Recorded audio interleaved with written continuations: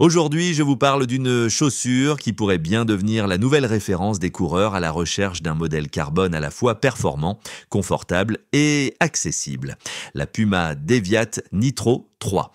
Après plusieurs mois de tests sur différents terrains et à différentes allures, une chose est sûre, elle se positionne comme l'une des meilleures alternatives aux chaussures carbone élite, et voici pourquoi. D'abord, sa polyvalence est remarquable, que ce soit pour un entraînement au quotidien ou une compétition, elle répond présente. Ensuite, son rapport qualité-prix est excellent. On parle de performances dignes des modèles haut de gamme pour 170 €, là où la concurrence affiche souvent des prix entre 250 et 300 €. Elle s'adresse à un public très large. 99% des coureurs peuvent y trouver leur compte. Du jogger régulier au marathonien en 3h30, tout le monde peut profiter de ce modèle.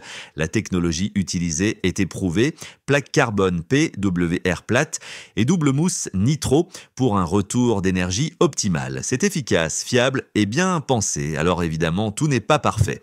L'avant de la chaussure est plutôt étroit et elle est moins adaptée au footing très lent, mais rien de rédhibitoire, surtout au vu de ses nombreuses qualités.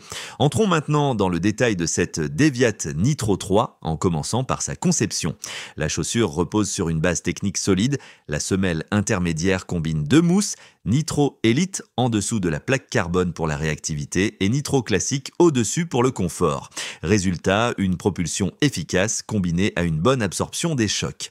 La plaque carbone PWR plate en forme de fourche apporte une propulsion fluide et progressive. Elle se met véritablement en action à partir de 12 à 13 km/h, ce qui la rend accessible même aux coureurs amateurs. La semelle extérieure en Puma Grip couvre généreusement l'avant-pied avec un caoutchouc très adhérent. Même sous la pluie, l'accroche reste excellente. Une grosse rainure centrale améliore la flexibilité sans compromettre la stabilité. Côté tige, on retrouve un mesh technique fin qui épouse bien le pied. Le col du talon est rigide, ce qui garantit un excellent maintien. Seul bémol, certains coureurs sensibles au niveau du tendon d'Achille pourraient le trouver un peu ferme sur les premiers kilomètres. Les renforts latéraux PWR tapés assurent un maintien supplémentaire sans alourdir la chaussure. En termes de confort et d'ajustement, la Deviat Nitro 3 s'en sort très bien, même sur les longues distances. L'amorti au talon est moelleux sans être trop mou et l'avant-pied reste assez ferme pour conserver l'efficacité. Même après 25 km, aucun écrasement de la mousse ou gêne particulière. Le point à surveiller, c'est la largeur à l'avant. Elle chausse étroit, surtout au niveau des orteils. Pour les pieds larges, mieux vaut prendre une demi-pointure. De plus, pour les pieds de largeur normale, la pointure habituelle offre un excellent maintien. La languette fine et semi-gustée reste bien en place pendant la course, évitant tout point de pression. Le col rigide maintient efficacement le talon sans provoquer d'ampoule, même sur marathon. La respirabilité est correcte sans être exceptionnelle.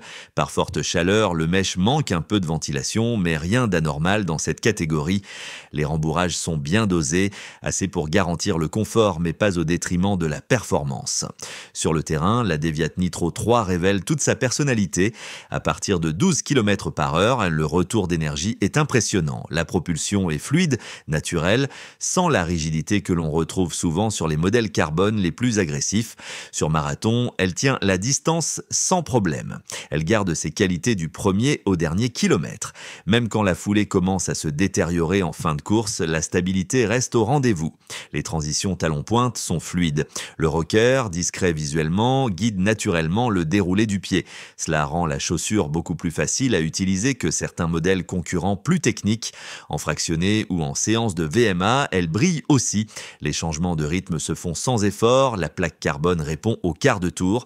Sur piste, elle donne même une impression de facilité déconcertante à maintenir des allures soutenues. En revanche, elle montre ses limites sur les footings très lents.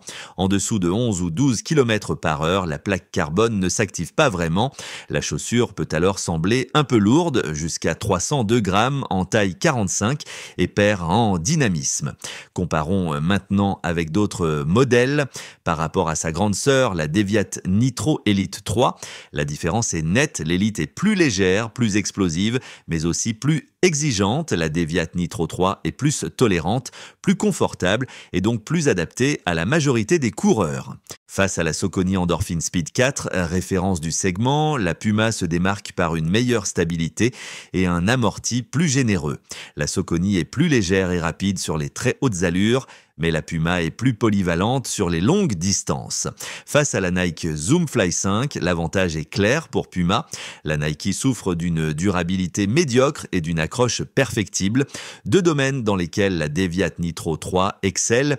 Et niveau prix, là aussi, Puma marque un point. Enfin, comparé à la Hoka Mash X, la Puma offre un meilleur équilibre entre confort et dynamisme.